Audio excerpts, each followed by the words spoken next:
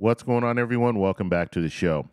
So we already know the vast majority of the American people do not want cuts to Social Security. So especially people who are currently receiving Social Security, they don't want to see any cut. However, how does the average person under 50 feel about cutting Social Security? So we have good news to share when it comes to this, and that's what we're going to talk about in this video. But first off, if you guys can do me a favor, please like the video, subscribe to the channel, hit that little bell notification, and then click all. By clicking all, you'll get notified anytime we post a video. We do daily videos here, so by clicking the bell notification and clicking all, you should be getting updated every day. And just a reminder, thank you for your support. I really appreciate it. And if you'd like to follow me on Threads, you can at the TEC Show Live. Okay, so let's get right into this. I want to show you this infographic that I created here, and this is based on information that I was able to get from Data for Progress. Okay, so it was conducted July 28th and 29th, and the sample size was 1,537 people. Okay, so I want to take a look at this information here, because in my opinion, this is really good news when it comes to pushing back on the politicians that are coming out and saying, well, we're not going to cut Social Security for people who are currently receiving Social Security. However, people who are younger, they're going to have to make some sacrifices. That's basically what they're saying right now. And one of the most common things that you hear talked about is raising that full retirement age. So let's look at the headline here. It says 82% of voters oppose GOP push to cut Social Security for Americans under 50. So they're saying right there that the vast majority of the American people under 50, or just the American people as a whole, they don't want to see cuts to Social Security that's going to impact people who are under 50 years old currently. Okay, and that's the concern. That is what people are concerned about, because everyone is vague. The politicians, these lawmakers, they're very vague when it comes to, yeah, we're going to have to make some sacrifices. We're going to have to make some, they don't say cuts. We're going to have to look into the program a little bit more, and that might impact people who are younger, but they don't say anything about how they want to do it. And the pushback is that the American people are saying, no, we're not for this. So if this is something that you're interested in doing, this is not something that we support.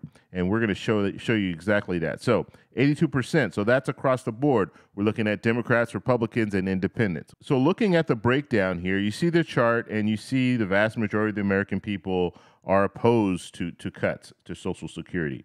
And then you see 18% actually support cuts for Social Security, which I think is really odd. I guess the people who would support cuts for Social Security are people who are not going to be receiving Social Security, so they don't care either way. It could be people who are receiving a pension and they don't qualify for Social Security, or people who just don't qualify for Social Security as a whole, or you're talking about wealthy people who don't need Social Security in their retirement, so it doesn't really mean anything to them.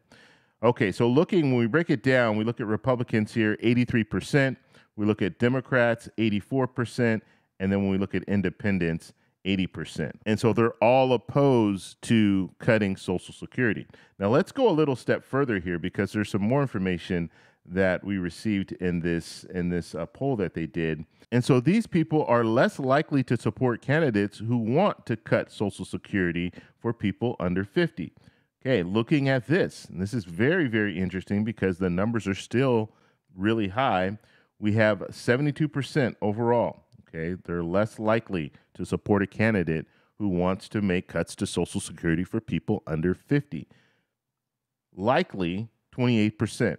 Okay, so that's the breakdown there. Now, when we're looking at Democrats, Republicans, independents, Republicans, 66% are less likely to vote for a candidate who is in favor of cuts for people under 50.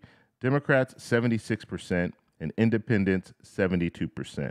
Okay, let's look at this last poll that they did here.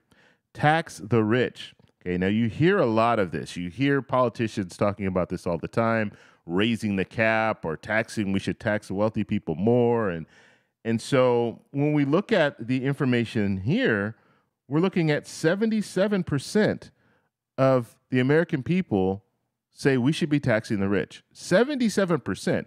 That is a super majority of the American people are saying this should happen. Okay, that's actually over a super majority of the American people.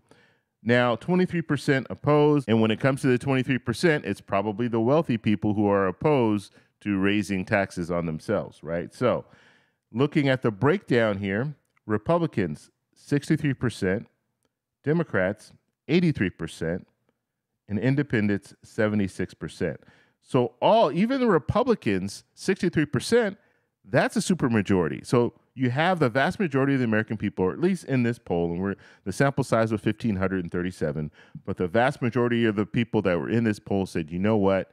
Yes, we should be taxing the wealthy people more when it comes to Social Security. And by taxing them more, we're not going to see cuts to Social Security. So the good news about this is that based on this poll, the majority of the American people are looking at Social Security, and the solution is not to cut Social Security in any way.